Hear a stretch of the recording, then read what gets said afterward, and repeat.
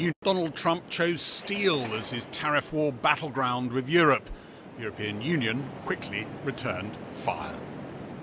As the United States are applying tariffs worth $28 billion, we are responding with countermeasures worth 26 billion euros. The first EU leader to visit Washington since the steel tariffs were announced was Ireland's Prime Minister. These St. Patrick's Day trips to the US have tended to be something of a love-in, but President Trump wasn't softening his message to Europe. Will you put more tariffs on the EU? Will you respond to their retaliation?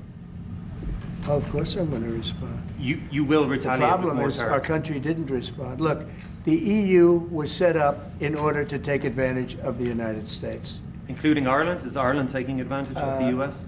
Of course they are. The EU's tariffs target a whole range of US goods, many in top Republican politicians' political backyards. Britain isn't retaliating, hoping it can negotiate away the tariffs on steel exports to the US as part of a wider trade discussion. Obviously, like everybody else, I'm disappointed to see global tariffs in relation to steel and aluminium. But we will take a pragmatic approach. We are, as he knows, negotiating an economic deal which covers and will include tariffs if we succeed. But we will keep all options on the table. Canada is taking the EU approach. Retaliate and hope your tariff war enemy backs down. Canada is holding strong and will continue to do so together. Well, make no mistake, though, this is going to be a day-to-day fight. Tariff wars can spiral fast and in unexpected directions. The British steel industry, fighting tariffs today, is worried there'll be a glut of cheap steel that can't be sold to the US, soon being dumped on Britain.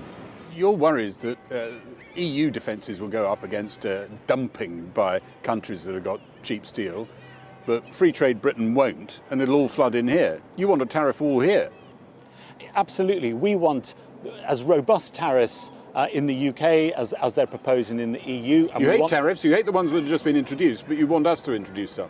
What I want is a global steel sector that has no tariffs, but once one country puts up a barrier, another country does, and then suddenly the whole world is protectionist. Britain was still at the European Union table when Donald Trump last slapped tariffs on the EU, and it joined in the retaliation. The tariff war was contained then, but could be different this time. He might just go doggedly for a full-scale trade war, which he didn't quite kick off last time when you were a minister. And you really worry about that? Well, I think I do really worry about it. I think it's going to end poorly, I think, for Trump and the US economy. I think, and maybe the rest of us. And almost quite likely the rest of us as well. You know, there's a bad history for trade wars and a bad history for tariffs. Back in the Oval Office, the Taoiseach was hearing firsthand of other potential incoming tariffs. Tariffs on European cars, is that something you're going to consider? Oh, absolutely, I will do that. Yeah. Mr. President, think of it, they have millions of cars coming in, millions and millions of cars. One of probably the largest. Japan's very big too. Barely 12 hours after the steel tariff, another possible salvo from a regime still only 7 weeks in office. So why did President Trump decide to go after steel and aluminium with his latest tariffs? With me now is our economics reporter, Neil MacDonald. Is there a problem with the steel industry that lies underneath this?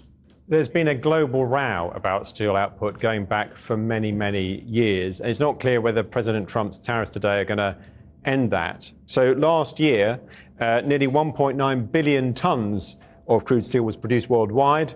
Amazingly, China actually accounted for more than half of that, and the United States rather languished back in fourth place.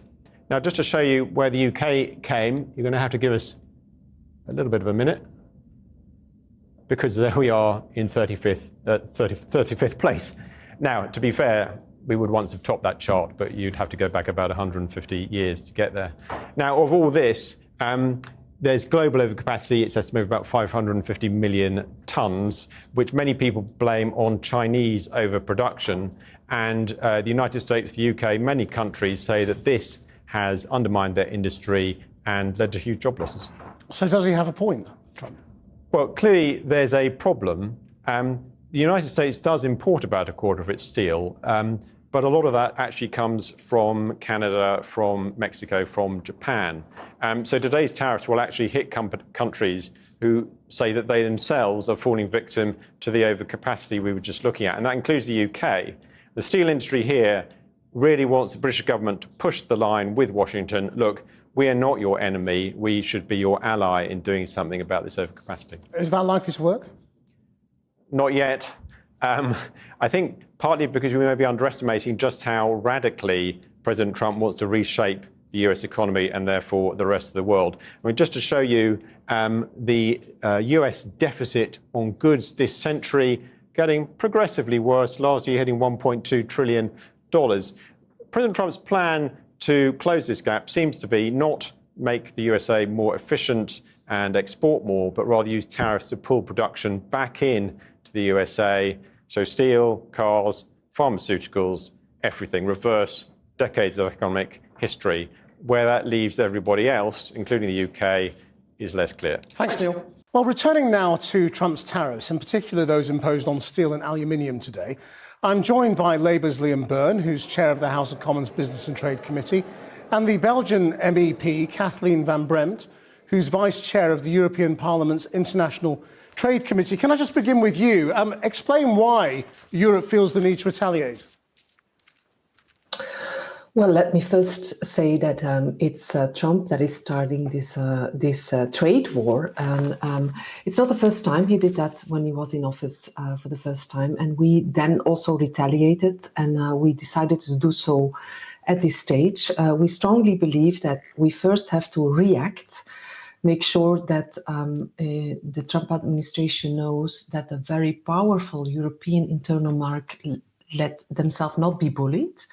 But we are open for negotiations, and we did that before. Trade Commissioner Šefčovič went to the United States to start negotiations, but they were absolutely not interested. So we now retaliate and then see how possible negotiations can go on. OK, Liam Byrne, why is Britain just sucking it up then? Well, there's two big differences now between Britain and the EU. One, our market power is obviously much lighter than the great power that the EU is able to bring to bear. But the second big difference is that our trade with the United States is roughly in balance. And so this is, really unfortunate opening shots in the beginning of a trade war. It's going to lead to much more expensive British steel in America, £100 million more in extra bills for American consumers. That's going to, in particular, hit the American military, who are some of the biggest customers of, for example, the steel made by Sheffield Forgemasters. But I think Keir Starmer is right not to kind of dance to the tune of the day, if you like. Just it does need some cool heads now in the UK, and perhaps a strategic approach where we say, look, if we can get these tariffs taken down through the negotiation of a broader trade agreement, that is obviously in our interest, while reserving the right to retaliate in a targeted if that situation fails. And then crucially, we've obviously got to redouble the defences of our own domestic steel companies. I mean, it looks like you're just sacrificing the British steel industry for wider geopolitics. I mean, you saw that British steel boss earlier saying they want retaliatory tariffs and it's the only way they'll survive.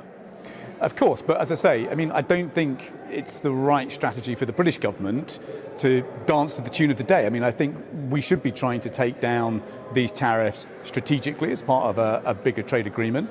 It's quite possible that that is doable because we have got more balanced trade with the United States than Europe. But look, we've absolutely got to reserve the right for retaliatory tariffs, and we may need to adjust quotas to protect the UK market from a surge of, say, Chinese steel, which is displaced from the US market. So, look, I think the UK government is right to keep all options on the table, but it's important that we just now work this through quickly, forensically, but strategically. Kathleen Van Bremt, do you feel like you're just dancing to the tune of the day set by Donald Trump, as Liam Byrne characterises it? Well, let me first say that I have no problem with the stance of the UK as it is today. There is a big difference between the UK and the big European internal markets. That's for once. But what we have to do, I don't understand Trump at all in his approach as it is today. We have to stick very closely with the UK and with Canada, and also possible with Latin America, and find a common approach. That doesn't mean the same sort of tariffs or the same retaliation, but find a common approach. Secondly, The biggest problem for our steel industry today is, of course, the dumping of cheap Chinese steel that is responsible for the overproduction on the one hand, but also the fact that it is so cheap is because it's over-subsidized as well. In a normal world and a normal administration in the United States, we would be facing this together and have the same measures towards China. That would be a fair way to approach this.